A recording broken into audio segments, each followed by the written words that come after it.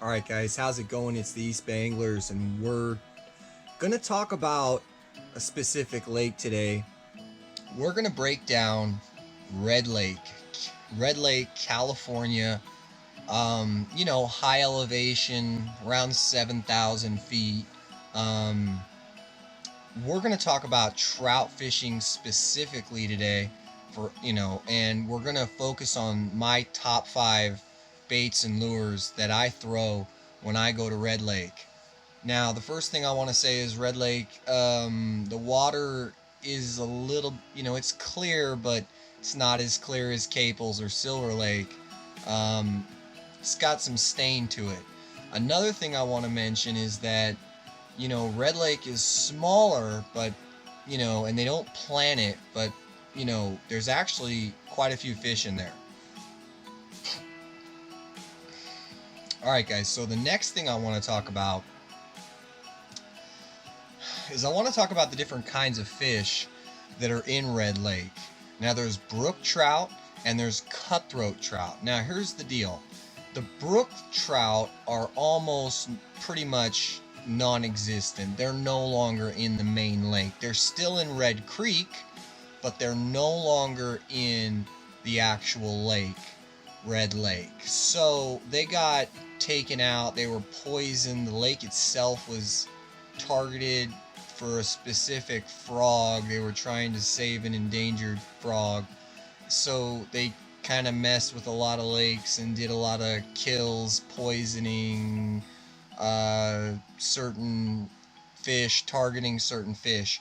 Here's the deal though. So the brookies are in the creek, but that's around private property.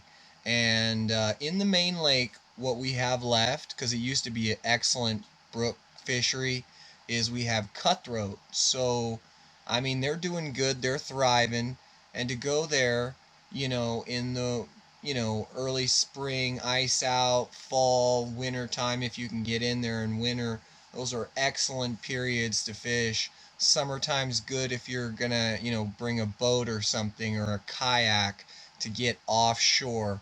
I wouldn't want to fish there in the summer off the bank. So here's the deal, guys. Oh, I keep saying here's the deal. You got primarily just cutthroats now in Red Lake. So we're going to talk about my favorite bait and the first bait.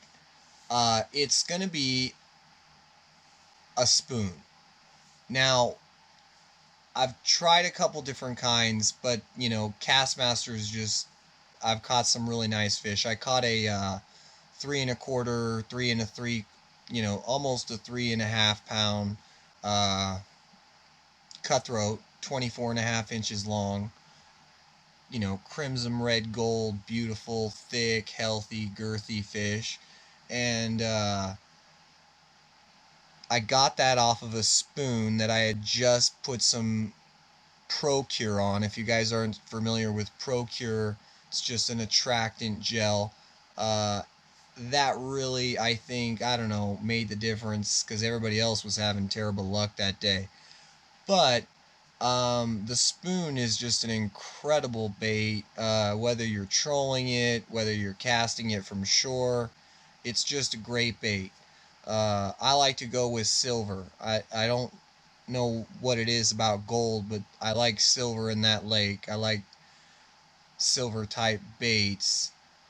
So here's the deal. Oh, here we go again. The tube would be my number two. If the spoon isn't working, I'm gonna drop back to the tube. So the tube can be basically very similar to crappie tubes. Sometimes I add weight to them, sometimes I add color contrast, sometimes I add a tail, sometimes I add an actual tippet with nightcrawler, or sometimes I play with it. But a tube is a really phenomenal bait at Red Lake for those cutthroats. Um, what kind of colors? Natural colors, guys. Of course, natural colors. These fish are not planted. These are all, they've been in there a while, uh, likely their whole life. So yeah, they all have. No. So the next bait, obviously everyone knows this, a night crawler, a real night crawler. It's gonna, do good from time to time, to say the least. A nightcrawler catches just about everything, but yeah, a nightcrawler catches a cutthroat just as good as anything else. And there's a couple ways to fish it, but I'll mention a few. You can you can Carolina rig it on the bottom, or you can Carolina rig it and you can suspend that nightcrawler off the bottom by using a plastic injector that injects air into the worm and blows it up, allowing that worm to float. And you can play around with your leader length and go all the way from 12 inches all the way to 4 to 5 feet long, and you can play around. And then there's always drift in a worm if you guys are in a situation where that's something that's kind of ideal. Maybe you're tired of fighting the wind for you've been fighting it all day, so you drift for a while and just drift that bait and see what happens. I mean, you're gonna cover a lot of water, and you're gonna get a lot of, well, the bites you get you surely wouldn't have had if you were still fishing. But in general, the drift can be really productive. And another way you can fish it is on a slip bobber, a clear bobber that you can fill with water and throw out there, cast it out, and have a leader on it, usually a longer leader attached. You can have that night crawler so that it's just under the surface, really making it an ideal offering for those trout to just come up and grab it. So the next bait we're going to talk to can be rigged pretty much every way I just mentioned and more. There's a couple other ways you can rig the worm and fish it, but but the next bait we're going to talk about can be just fished so many ways, and that's going to be a fly. Now I like to stick with the brown and the black fly at this lake because it's a bit stained. I do want to fish with those darker colors, and I want them to stand out a bit more. So in my experience, flies can be on and off. They're either on or they're off. It's really, one of those baits. It can be really productive, and it can be like, man, the fly is just not doing anything at all this trip or that particular day. That's the way the fly goes. It has a lot to do with hatches and what's not hatching and what is hatching and what just hatched. So we're gonna go ahead. We're gonna talk about the final bait, guys. The fifth bait. That if none of this is working and you're not sure, go with salmon eggs. The old red ones, the smaller ones. The reason this is such a great bait is it it catches wild fish really, just really good, especially wild trout, and they hit it, and they really they don't see salmon eggs very often. So when they do see them, they tend to hit them quite often just because they don't see them all the time. They're a very, very natural looking bait.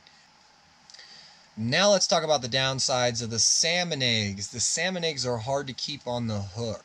That's the bummer. I mean, you're going to sit there and you're going to lose half the jar of eggs just to casting and reeling in, basically, so the salmon eggs. It's that crazy. I mean, it's it is what it is. So I try to let my salmon eggs dry out a little bit before I even use them. If you try to use them when they're just straight fresh out of the jar, they're way too soft. So keep that in mind, guys. You know, Also another tip, I don't know. It's Alright guys, so I hope this video helps. This video was relating to Red Lake in California, right next to Caples, 3 miles away from Caples, 3 miles away from the Carson, and actually less than 3 miles away from the Carson, but I was going to say the Hope Valley area, about 3 miles away from Hope Valley, 3 miles away from Caples. The Carson's right there. You got Red Creek. You got some other creeks. You got Blue Lakes up there, upper and lower. We're going to talk about some more places. We're going to talk it up. We're going to talk about all this because, guys, alright guys, so the goal is get you into fish, get you on fish, and you know, if you like this video, click the thumbs up, you know, subscribe if you haven't already, and support the channel. Really appreciate it. Thanks for watching, guys.